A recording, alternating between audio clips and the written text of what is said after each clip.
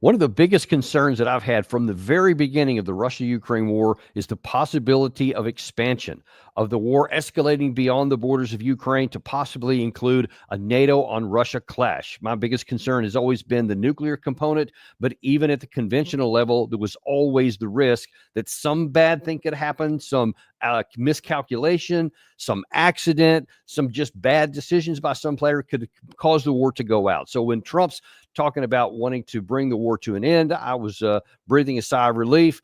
But the bigger question remains, in the event that something still does happen, that there is some escalation of the war and somehow this spins out of control and it turns into a Russia versus NATO clash. The assumption has been on the Western side that obviously we would win that. It's a 32-member alliance. Naturally, we would. But is it natural? When you actually examine the fundamentals, the military balance of forces, which we've done through the beginning of from this show, from the beginning all the way back to the opening of the war between the Ukraine with the NATO help and the Russian side. But now we're going to broaden the lens out a little bit, and we're going to look at the NATO side itself and the Russian side and see, would NATO actually win this war? And to do this, we couldn't have a better guest today. We have former British Commodore Steve Jermy, who we've had on a number of times here, who's a combat veteran himself. Listen, this is a lot of important things that we're talking about here. And I just kind of wonder what prompted you to write the article that we're basing this off of, because earlier this year you wrote, right now, NATO could not win a war with Russia. That was actually your conclusion, kind of bottom line up front. I wonder what caused you to write that. Yeah, it was two things, Danny. Firstly, it was Ian Proud, who I'd been talking to about it, and he said you should explain this. The second thing was I was fed up of hearing people saying NATO's the strongest alliance in history, when it's obvious as soon as you start to do rigorous strategic calculation that it's anything but. And I think it was on Ian's advice that I got in touch with Kelly at Responsible Statecraft, and she took it. So no, it was not a difficult article to write, but actually it was the right one to write. What's interesting, I haven't had a single person come back and say that any of the 5 things that I said in the article is wrong. So I suspect that I'm on strong ground. Well, yeah, it may not have been hard to write, but it is hard to read in terms of the consequences of it. But before we get into that, I want to update our viewers here on something we talked about on our previous show earlier today, where Trump in the Oval Office, when he was meeting with the Canadian Prime Minister, made a very unexpected statement. We had some very good news last night. The Houthis have announced that they are not, or they've announced to us at least, that they don't want to fight anymore. They just don't want to fight. And we will honor that, and we will stop the bombings. And they have capitulated, but more importantly, we will take their word. They say they will not be blowing up ships anymore, and that's what the purpose of what we were doing. So that's just news. We just found out about that. That's good, Gary. So, that's good enough. So that's what he said, and that happened literally right before we went on the air with our previous show. Again, right before we come on with this show, I see an update from CNN where they're saying that actually this was negotiated by Steve Witkoff in conjunction with, I believe it was the Qataris had helped out with that. I'm not sure if it was Qatar or Arab Emirates, but in any case, he had some help there. But Steve Witkoff apparently has announced that there's going to be a ceasefire. Now, that's all we've seen so far. And in the CNN report, they said that they have reached out to the Houthis for any kind of a comment, and so far no response has come. I did a check online, and we haven't heard anything from the Houthis, and I will be really interested in hearing that. And kind of wanted your thoughts on this because it's I mean, the good negotiators are one thing, but you got to have some kind of leverage. And the question arises: has the bombing campaign actually cowed the Houthis?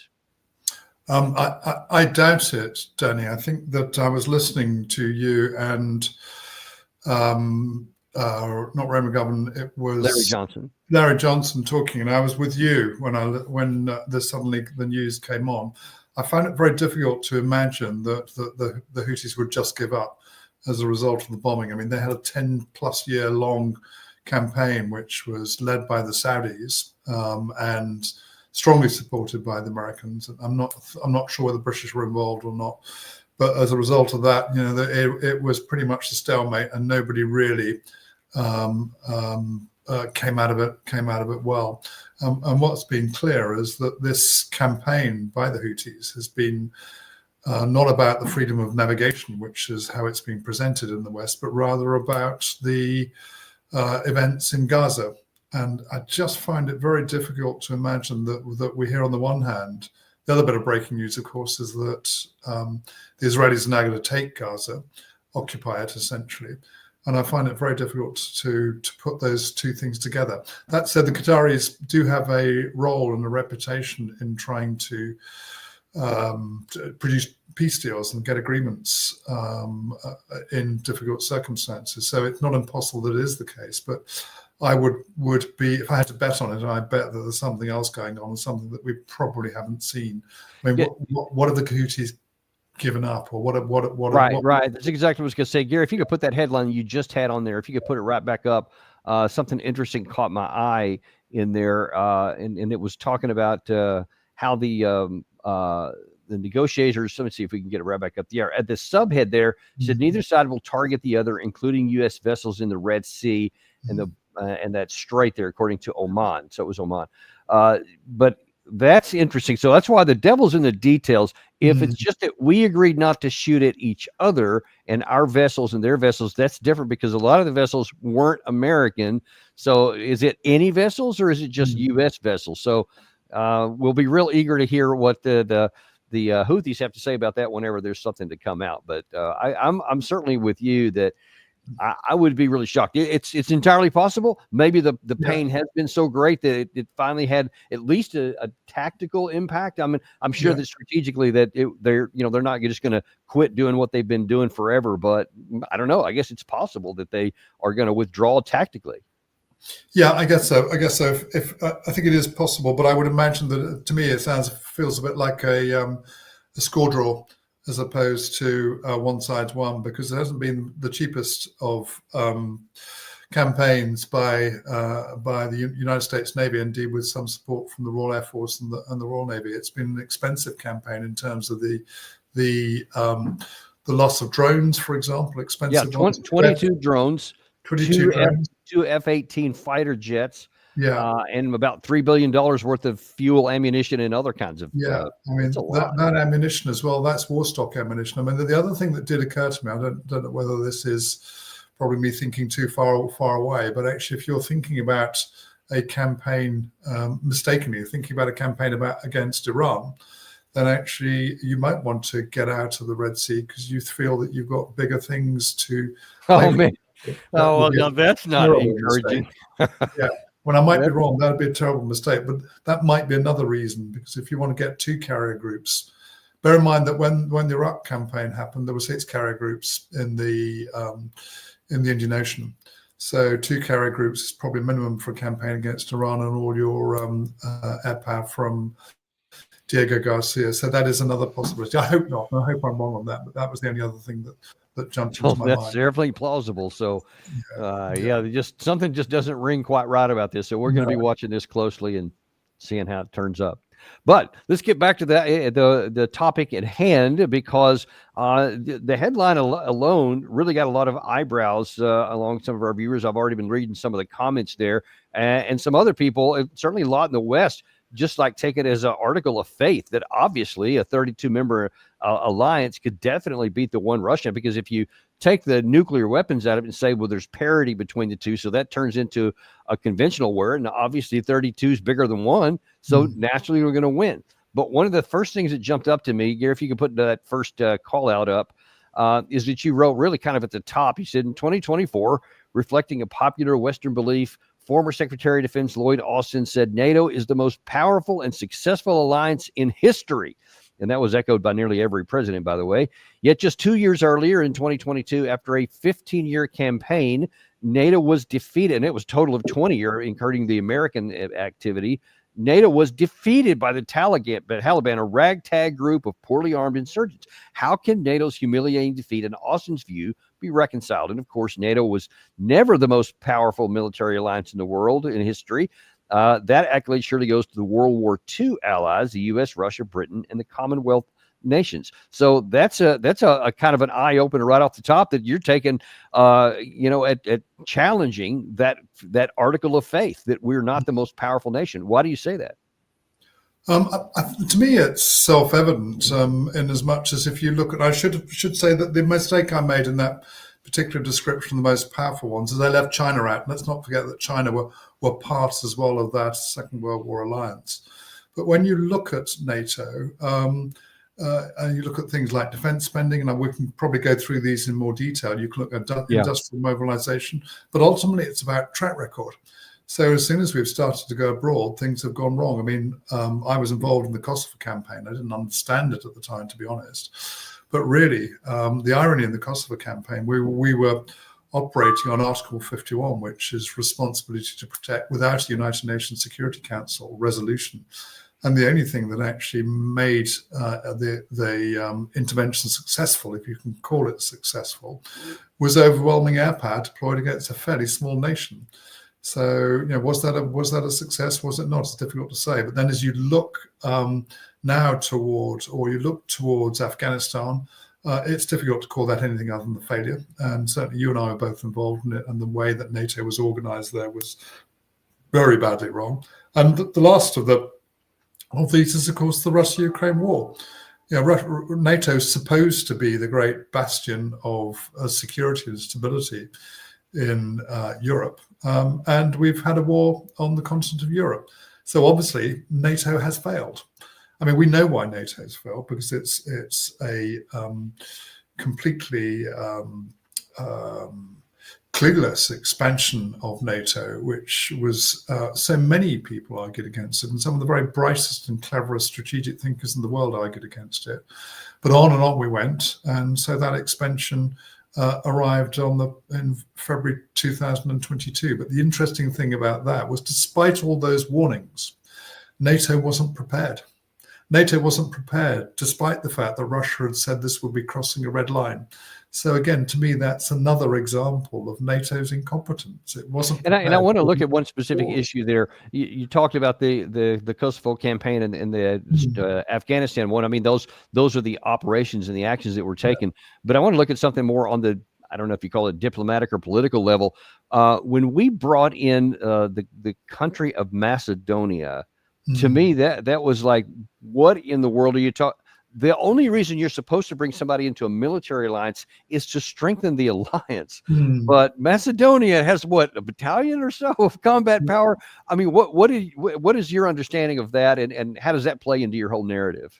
I mean, to me, it just shows this sort of relentless desire to expand NATO toward the east, towards the borders of Russia, despite the ill-advised nature of doing that. I mean, it's not just Macedonia.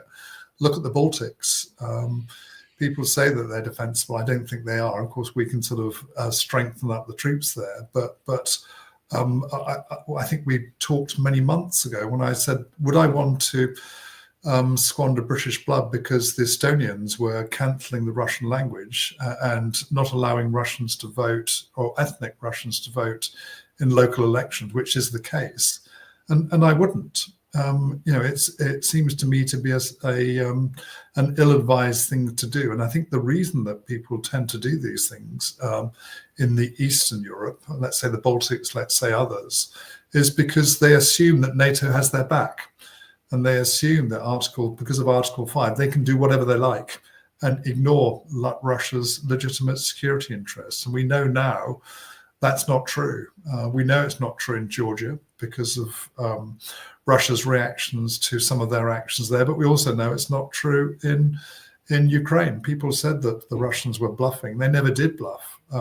They've done exactly what they said they've done, and that we crossed a red line with expanding into Ukraine, and they've demonstrated that NATO is a paper tiger, I'm afraid.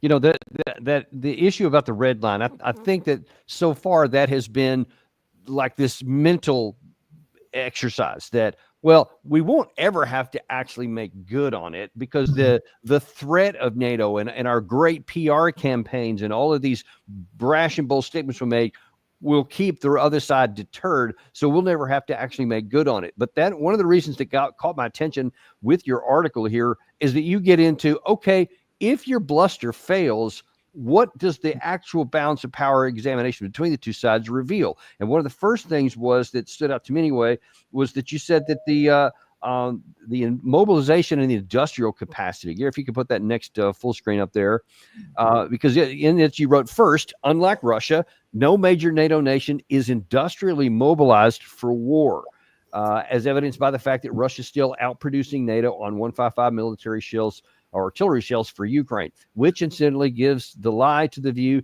that Russia is poised to take more of Europe.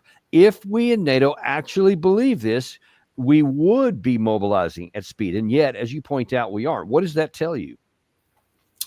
Again, what it tells me is that we don't believe that Russia is going to take more. I mean, that we're trying to, or the European politicians and senior military people are trying to suggest that Putin is intent on taking more of Europe. Although I would ask the question, what is it that he wants? You know, Russia's not short of space. It's what's known in economics as an autarkic economy, which is it's self-sufficient. It's clearly not short of energy because it's the world's largest exporter when you look at oil and gas together of hydrocarbon products. I think the point as well is that actually Russia as well, if you look at the GDPs and compare the GDPs, the way that people tend to do it is just look at the overall numbers. But when you look at industrial capacity, I think I did a quick back of the fact packet calculation about 3 months ago, and Russia's industrial capacity is about 5 times Britain's and France's put together. And you know, you can have as much of a service economy as you like with a very, very big GDP figure. But if you can't produce things, if you can't produce ammunition, tanks, aircraft, logistics, then it means nothing really. And of course, the West is not industrially mobilized, let alone militarily mobilized. And you know, to get us back to the capacity of mobilizing industrially to support the military mobilization of large forces, my calculation is it's not a question of increasing GDP by 0.2%, which the British have just done. You've got to at least double it. Britain in 1986, at the height of the Cold War, was spending 6% of its GDP on arms. And at the moment, we're gone from 2.3 to 2.5%, and it's causing a lot of societal pain as money is taken away from other things. It'll be exactly the same for everybody else. So the first and the fundamental thing is we are not industrially mobilized for war. The Americans are, the Russians are, and they're sustaining their war, it seems, with, I wouldn't say without little effort. Clearly there is a lot of effort, but certainly it hasn't at all undermined the Russians' willingness for the war and their support for the war amongst the Russian people. Yeah, and you know, and I think that the reason for the Russian side is because they viewed it as an existential attack. They said, you know, this is something that we're going to have to do for our own national interest. And I want to show you something about one of your countrymen, a Colonel Hamish de Breton Gordon, who recently said that, you know, unlike that, you say that they're doing it with some effort, but they seem to be on a pretty steady state. He seemed to imply that they're about to fall apart. So the Russian army is struggling. The next element of concern is in Russian newspapers over the last couple of days, there's been talk about the economic crash about to hit Russia. And this is mainly based on the oil price. OPEC has decided to increase oil production. Saudi Arabia says it wants to drive the oil price below $50 a barrel. If that happens, Russia is going to lose maybe a third or more of its external revenue from oil, which is how it keeps its war machine running. And Russian commentators are saying, you know, the price of utility bills is going to go up by 40% in the next couple of years. And Russians are going to struggle to put their heating on and even struggle to buy food. So this is creating internal turmoil as well. And they won't be able to afford to make new tanks. First of all, I want to thank one of our viewers here, Roman O, who has gifted now in this show, 70 gift memberships. So really appreciate that a lot. Also want to ask you guys if you would please be sure to like and subscribe. That actually helps a lot more than you may think to make sure that more people get to see quality viewing like this, because the algorithms really key in on those two things. So please be sure and do that if you haven't so far.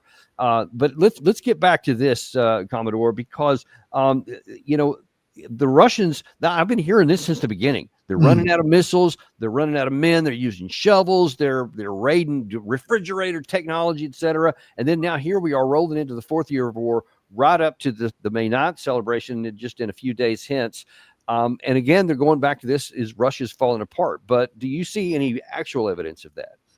No, of course, we're only looking at open source evidence, but I see none of it. I mean, I think we talked last time round from the figures from the Institute for the Study of War.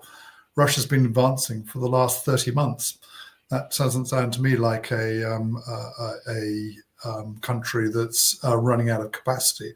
We've also heard the Ukrainian security intelligence chief Budanov actually talking about Ukrainians being able to hang on for until the summer, I think is what he said. I said that about a month or so ago. So again, those two things don't make sense to me. I think the other thing is the fact that Russia is out producing and winning the war. It's out producing. We use 155 millimeter shells as an example, but it's a good example. So it's outproducing the whole of the West. He talked a little bit about energy. I think that's a very superficial analysis of energy. It happens to be my job now. I work in the energy sector. And the reason that there is something in the economic crash, but I think he's missed a much more fundamental point, which is that the reason that the oil and gas price is coming down is not to do with what's going on in Russia. It's much more likely to be doing with a global economic recession or indeed crash, and that is quite possible. And he's also missed the point that actually it isn't just, I mean, I'm sure it would reduce revenues coming to Russia, but there are other places which are critically dependent on higher oil prices as well, not least of all Saudi Arabia. Or the United States, for that matter. Or the United States. I mean, the United States shale, which is the only area where United States oil production has been increasing over the last decade and a half. I think the figure I've got in my mind, it's about $70 a barrel to actually for the fracking companies to actually invest. So I think you may well see a significant reduction in American oil and gas, and watch the impact that has. I mean, as well to say that the utility bills are going to go up. How does he make that work when Russia is self-sustaining in gas and oil? Right. So they don't need to. The fact that they are self-sustaining means that actually most Russians don't have a problem. Unlike Europe, and in Europe, when we sanctioned Russia with oil and gas in other areas, then surprise, surprise, the gas price tripled. Gas is critical for our electricity system and indeed for German industry. So we've had major problems in Europe, and we're at a time when we're supposed apparently to be reindustrializing so that we can fight an arms race. Yeah, and I want to ask you a question on that. So when Russia launched their initial incursion, I think that evidence is pretty clear that they thought the shock and awe of at least 5 different axes of advance flooding into the country would have caused Zelensky to just say, okay, well, this can't be one to be done to keep fighting. And so let's just have a negotiated settlement in Istanbul, right? In a month and a half in. And when that didn't happen, when that was rejected and Ukraine fought back fiercely, Russia wasn't prepared to sustain. So they had to gin up their mobilization and their industrial capacity. And I'd say it took a solid year and a half, maybe closer to 2+ years before they were really, starting to crank, and certainly they are now. How long would it take the West from the current situation right now, if they finally said, no, we believe there really is a possibility of us going to war, so we're going to try to get to the same level Russia is now? How long would that take? I was asked this question, I think, by you about 6 months ago, and I did a bit of a guess there, because I was thinking to myself about 18 months to 2 years. I think that's wildly optimistic, 18 months to 2 years. I mean, you can turn some factories around. But I think for full industrialization, I think we'd be talking about, if we're able to do it in 3 years, we'd be doing well. I think 5 years would be a realistic estimate. I wouldn't be surprised if it's as much as 10 years. And the question to ask ourselves was, where does the money come for that reindustrialization? That's the first thing. The second question is, where does the cheap energy come from in Europe for that reindustrialization? Because at the moment we're highly indebted and we have high energy prices. So and plus you would have to have the political decision that the populations across Europe would all have to agree to, because that's, I mean, just like that's costing Russia something, because if they're doing this, that means they're not doing the other thing, and it would have to be, I mean, a major ask. And the Russians had it because they were already committed to a war. We don't have that political incentive, and there's still a whole lot of people, and apparently a growing number in Europe, that are saying this is dumb. Let's don't go to war with Russia. Now, I think our message is starting to get through. I'm afraid it's taking time, but no, you're right, and I think that the more that it comes home to roost in reduced health systems and reduced school budgets and so on, then the more that people will question it.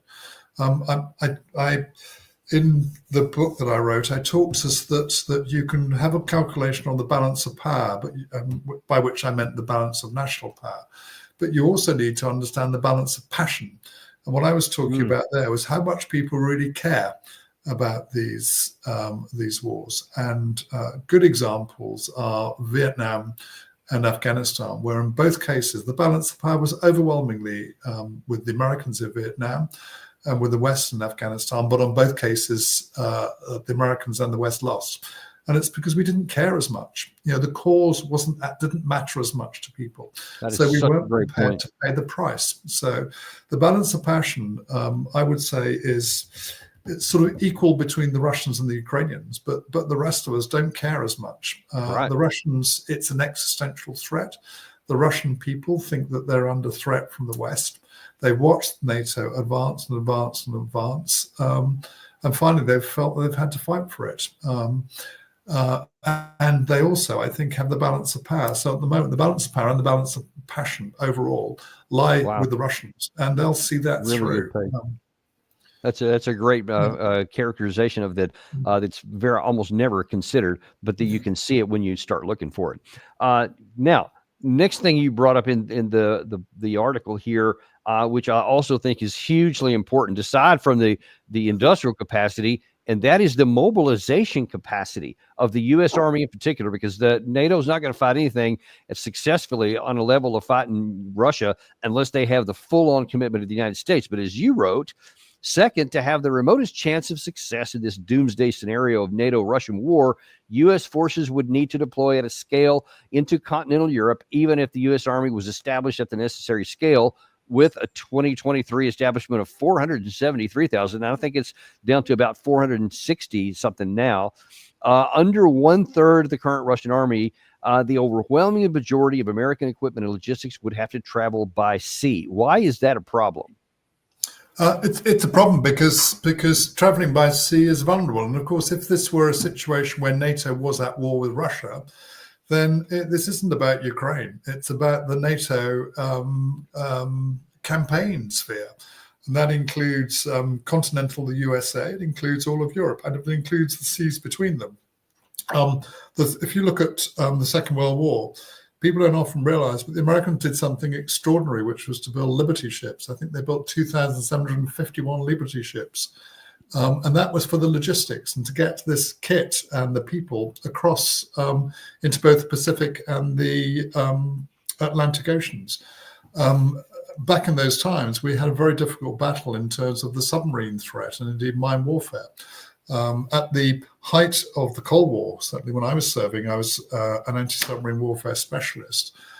We had significant anti-submarine warfare forces, and were able to give a very high degree of confidence that we could actually support and make sure that forces that were coming from continental USA to Britain and to other places would be protected.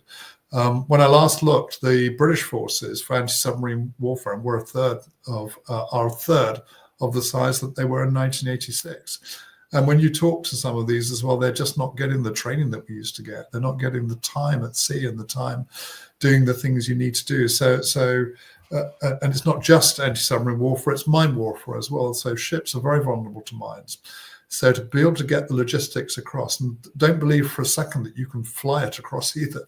I'm reminded of a story of us wanting in Britain suddenly to put a brigade into I think it was Bosnia. It would have been in about 1993 or 4. And somebody said, why don't we fly it instead?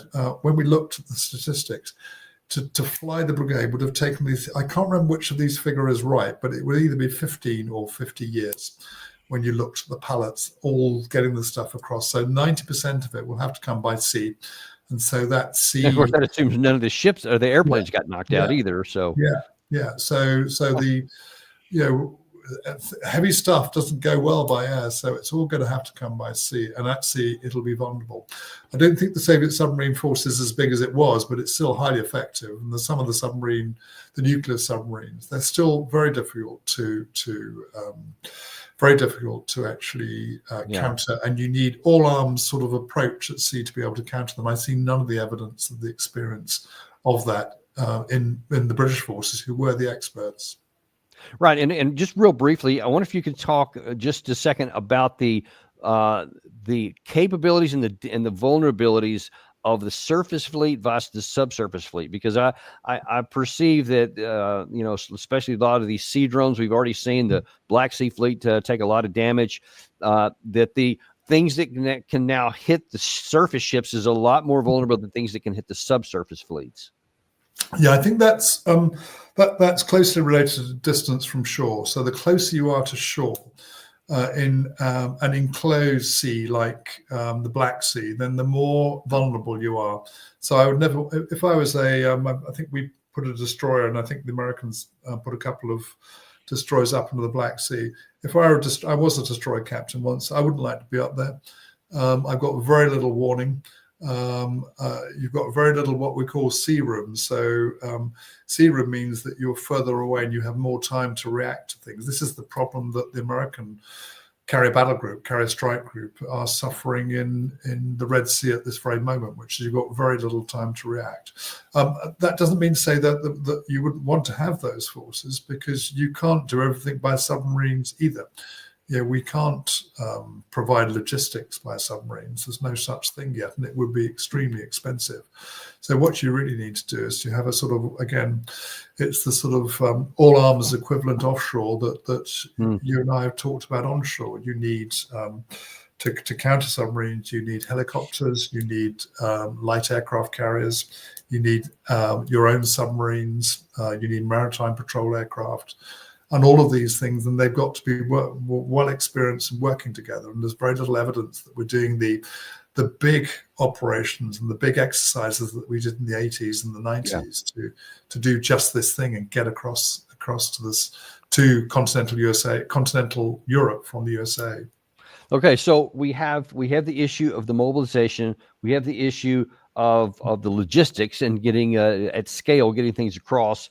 Then the issue that you raise here, perhaps more contemporarily important, other than a handful of NATO trainers forward deployed in Ukraine, our forces have trained according to a pre-drone maneuver doctrine and have no real-world experience of modern peer-to-peer attritional warfighting, whereas the Russian army has close to 3 years experience now and is unarguably the world's most battle hardened. Now, that's one of the things that people, I don't think people who haven't been in the military don't get, because they say, no, what are you talking about? We had 20 years of combat experience in Afghanistan. We had another 8 or 12, depending on how you want to count it, in Iraq. I mean, we've got a lot of combat experience here. So how do you say that unarguably that the Russians are the dominant military force right now? I think what we're talking about here, and you'll know this even better than me, Danny, is we're talking about the distinction between, on the one hand, Afghanistan and Iraq, on the other hand, Russia. This is a great power on its own continent. It's a peer-to-peer fight, and it's a peer-to-peer fight with a power which is now 3 years into to the war, and over the last 30 months has been advancing at a pace that suits its strategy, I think. Nothing to do with people. Yeah, and actually, let me ask you that question here, because one of the other arguments that I hear a lot, and I mean a lot, even among people who are generally in agreement with, restraint, et cetera, is that, well, actually, the Russian armed forces, they ain't that good. They are arguably not that great. because look how little that they've got in 3+ years of war. So this shows that they haven't gotten any more because they can't. What do you say to that? I say to that people who are doing that are guessing the strategy, and they're guessing wrong, in my view. I don't know what Russia's strategy is, but I have a reasonably good idea what I think it is based on what I can see from the actions on the ground. I think you talked about the first 2 years of the war, and it seemed to me that what we were watching after the potential for the Istanbul Accords fell apart, and the Russians realized that with a relatively small force, somewhere between, I think the original force that we talked between either, 190,000 or 90,000, and many of which were actually freedom fighters, if you like, from the Donbass, so that they are up against a much larger, at that time, Ukrainian force, which had been trained by Europeans. I think I was surprised when Larry Johnson's figures, I think he talked about a Russian force of about a Ukrainian force of about 800,000. But at the time, it seemed to me as well that when I looked at the size of the force that the Russians put into Ukraine, it was obvious that they weren't there to actually take Ukraine, because I cannot imagine that the Russian general staff would have expected to take Ukraine with that small a force. It's unbelievable that they would have advised Putin, or that he would have accepted that. So it seemed to me that when the political force, which I think is essentially what it was, even the drive towards Kiev, I think, was largely political. What didn't happen, and they realized they were going to have to fight, then it seemed to me that they withdrew to the Serebrennikov line, and then there they consolidated, and that's when the large expansion began.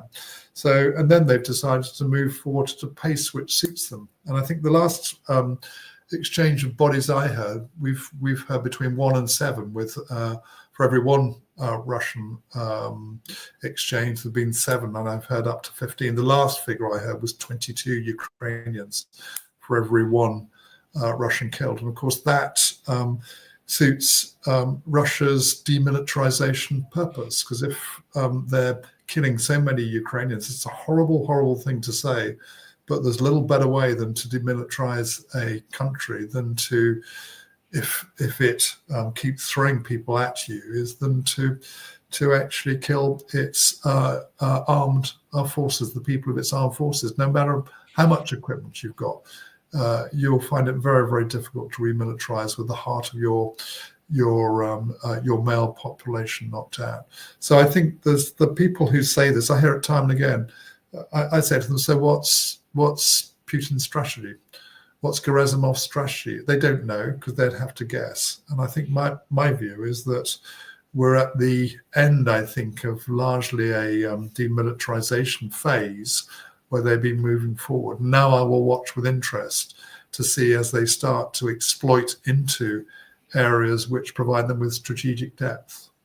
Yeah, and I've been seeing, actually just again looked at the reviews this morning, and there is more and more evidence that Russia is taking medium and deep strikes into several different areas where it appears that they're softening up the area for a frontal assault in several areas, to where they're going to weaken the ability to move troops to the front, to include, by the way, in the Zaporizhia area in the south, where there's been lots of reports of landing craft and boats that can help ford the Dnieper River at some weak points here.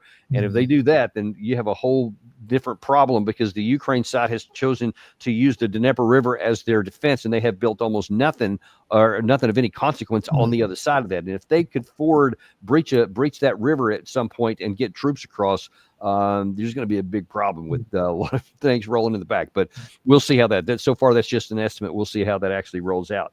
But the last thing that here I want to talk about that is kind of a fundamental problem on top of these very practical problems we have, and that is that NATO has almost become what we in the U.S. Army sometimes called a self-licking ice cream cone.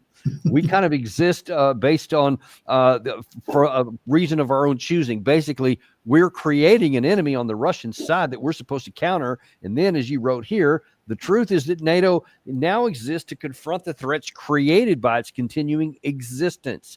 Yet, as our scenario shows, NATO does not have the capacity to defeat the primary threat that its continuing existence has created. So perhaps this is the time to have an honest conversation about the future of NATO and to ask two questions. How do you return to a sustainable peace in Europe that all sides to the conflict seek? And is NATO the primary obstacle to this sustainable peace? Those are two really heavy questions. I wonder if you could explain a little bit more behind them. Yeah, I mean, I think that lots of debate about ceasefire, lots of debate about, oh, why isn't Putin going for a ceasefire? And they miss the point of sequencing. The issue really is that the Russians will want a negotiated peace which meets their conditions. And the thing that they've been critical about, and I mean, I don't know why everybody thinks this is a surprise, that they've been telling us for the last 3 or so years, is they want to remove the fundamental reasons that the war started in the first place. And again, who can blame them? When I ask that question, it seems to me that the fundamental reason is itself NATO. And I think the issue is not necessarily just NATO on its own, but it's an expanding NATO on the one hand. And the second part of it is NATO, which has a strategy of confrontational security, by which it means deterrence, and it deters by marching up to Russia's border and then getting a bit surprised when the Russians don't like it. And I have a fundamental view that for as long as we are in the mindset of confrontational strategy to actually achieve our security, which essentially is zero sum, then we're going to be in deep trouble. Much better, I think, and that's why I prefer the OSCE as a vehicle, the Organization for Security and Cooperation in Europe, and the clues in the title, Security and Cooperation in Europe. The sooner we can get towards a cooperative security with the Russians, then the better. So I think NATO is a fundamental obstacle to peace. And that's what do you say to those people who say, oh, so what, you just want to get rid of NATO? Then Russia's just going to roll to Paris. I mean, what do you say to that? I say, well, why would Russia want to roll to Paris? What's in Paris? What's in Europe that Russia wants? I mean, we're deindustrializing. We're heavily indebted. Russia is a large country already. It has all of the resources that it needs. There's no need for it to roll to Paris. I mean, when people say they're going to roll to Paris, I think, crikey, I wouldn't if I were Putin. I think the last thing I want to do is just to roll off towards Paris or London or somewhere like that. You know, we're struggling in Europe, and part of it is self-imposed because of the sanctions we've created. It's not the only thing, but I think actually this is where I do think this is it would be a very radical Trump administration.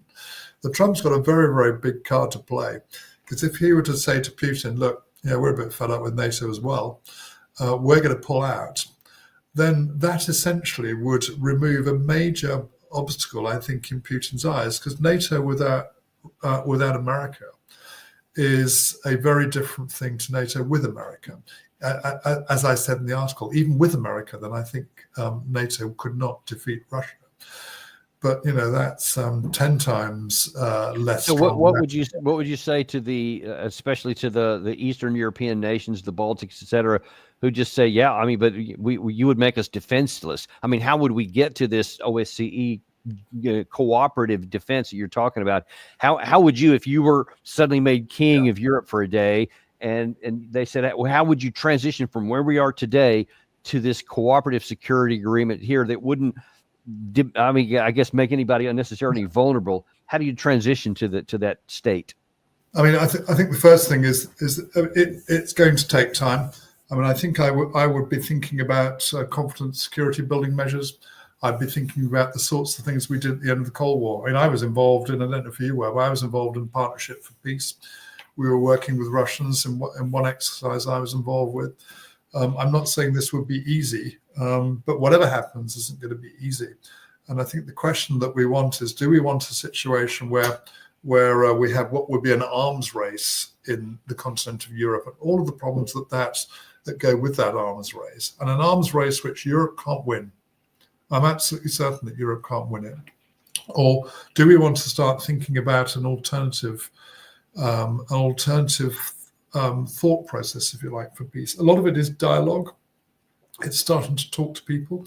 I think it's people like the Baltic states and Russia and Ukraine, for example, being a bit more thoughtful about how they treat their Russian minority populations. I mean, imagine if we've got. Imagine if England, in England, we've got England and Wales. Imagine if England went into Wales and said, right, or if Wales went into England and said, right, we're going to get rid of all your English-speaking population. Yeah, I think we'd have something to say about it. And so I think it's about being more. I think it's about being more thoughtful and being less confrontational. I mean, what seems to be clear is that that those Eastern European states, with a few honourable exceptions, such as Hungary, that have come into NATO, have sort of used it in a way where they're part of a big gang now, and that actually they can say and do whatever they like to the Russians. I think it's a huge mistake because they're assuming the omnipotence of this gang, and we know that it's not omnipotent, and that actually, in many ways, it's weaker than Russia. And I think they're fortunate, though, because if Putin did want to go into the Baltics, I'm sure he could do it. But I don't think there's any appetite to do it. He had to be almost dragged kicking and screaming into the Donbass. He was very reluctant to get involved in the Donbass, but eventually did, I think, under Article 51. Responsibility to protect was how he eventually came in. But I think we'd be looking for what's much more thoughtful, if you like. I mean, it's not going to be easy because I can't imagine the Russians agreeing to a ceasefire in Ukraine, which might allow Ukrainians to rearm. Yeah. So how do you negotiate through that? I mean, that's where you could see a lot of utility for having observers on the ground. This is Scott Ritter's Trust and Verify. Observers to making sure that there wasn't massive rearmament going on, that both sides were respecting the terms of the treaty. But I do think the Organization for Security and Cooperation in Europe is a much better vehicle for it. I mean, it's in the title. Unless, of course, somebody wants to invite Russia into NATO, but I can't imagine Russia wanting to accept this anymore. Not anymore. Yeah, it was a shot. Last question I have for you. What you have laid out is a rational course of action. It's painful. It's ugly because it's scary because it's something different than we've done for 80 years since the end of World War II. But these fundamentals that you point out here show that you're not in a position to fight a conventional war with Russia and even survive, much less win. So what you just laid out there, getting something, and even if it's like over a decade, transitioning into something OSC that's cooperative, that lowers the cost of defense for everybody and increases the chance of prosperity, that's a good plan. But here's the question. Right now, the only thing that the European elite are looking at is an $800 billion rearm plan. So if nothing changes, what is that going to do, say, by 2030, when many European leaders are saying that's when we're going to have to fight Russia? I very much doubt it'll happen. It's an 800 billion euros plan based on debt. So it's taking on more and more debt. So it's stealing from the future to be able to do this. And that $800 billion is a billion euros. I mean, I'm sure that we won't be able to do it just on debt. So it will be taking money from the other areas of society. I mean, if one wants to borrow, then for goodness sake, let's use it for constructive purposes rather than destructive purposes. I mean, you won't get me arguing against defense because of my career. Of course I won't. But actually, it's about having it in balance about what you need. And if you're taking money away from other areas of society, it's very likely to have a destabilizing effect, I would think, in Europe. It wouldn't surprise me at all. Indeed, I would predict now that the European Union will fail. I always thought it would fail because it's an entity which has tries to have a combined fiscal policy whilst not having a combined European politics. So it's in a very, very almost impossible situation. And there are big structural problems with the banking system, what's called the Target 2 system. But I think this is likely to lead to failure because I'm looking at and imagining some countries saying, I really can't see what's in this for me anymore. Yeah. And I could imagine that a few countries, I mean, we know, for example, Le Pen was a Frexit person. And there'll be other countries, I'm sure, starting to think, is this really in our interests to Right. pursue? And plus, here in the all- United States, I mean, we just had our first official quarter of negative growth. Mhm. One more away from officially being in a recession. Yeah. Many people suggest that Europe and parts of Europe anyway are already in a recession. We'll see how the numbers work out, but those kind of things keep going. That's going to put a lot of downward pressure on something more in line with what you're talking about. So I hope that comes sooner rather than later. Yeah, no, America. I mean, I think you're in structural recession. I think Britain is. We measure it the wrong way, in my view. I tend to do this by using energy statistics to actually get my growth understanding. And from what I can see, we've been in recession for a bit, as indeed has most of Europe. And the one European country that seems to escape that is Russia. Russia at the moment is growing at 4%. So, and that's largely speaking because this is according to Alexander Mercurius, but I'm persuaded by his argument, largely speaking because of the space that's been vacated by our businesses because of the sanctions. So we've actually lost business. Yeah, that didn't help at all. Well, listen, I really appreciate it. This is a tough topic that makes a lot of people nervous to even talk about, changing NATO or changing security. But you've laid out a very logical, rational path that look, you're going to change one way or the other because this is not sustainable, what we've been doing. We have the link to the article in the description here. Recommend anyone go and read that. I know you got some other stuff coming out pretty soon. Do you have any word on that? Yeah, I've got an article which is on the balance of power and how to calculate, and I think you'd find that particularly interesting because I think I'm trying to provide a bit more structure. Because at the moment it's not the strategic estimate in the way that you and I have talked before, but what it allows you to do is to have a look before you get into a war and make a really rigorous and a word that you use a lot, but which seems to be out of favor in many minds on this side of the Atlantic, which is rational. It makes a rigorous and rational approach to how you calculate the balance of power, and therefore, hopefully, will stop people getting into the sorts of messes that we have done over this last 25 years. I'll let you know when I've got it published, and then we can perhaps have a chat about it. Oh, yeah. Yeah, we'll definitely want to get back on that one. So we'll look forward to that. Thank you very much. And thank you guys very much for joining us today. Also to let you know, we have a big announcement we're going to make tomorrow. We have a guest here that you're not going to want to miss. Like I've said a couple of times before, this is the biggest guest that we've had on the show since we've been having it. And we're really, really excited. And I think you're going to be too. Just watch our channel, watch the homepage there, and you'll see it pop up there. And be sure and lock in when you do. Thanks very much. We'll see you tomorrow on Daniel Davis Deep Dive.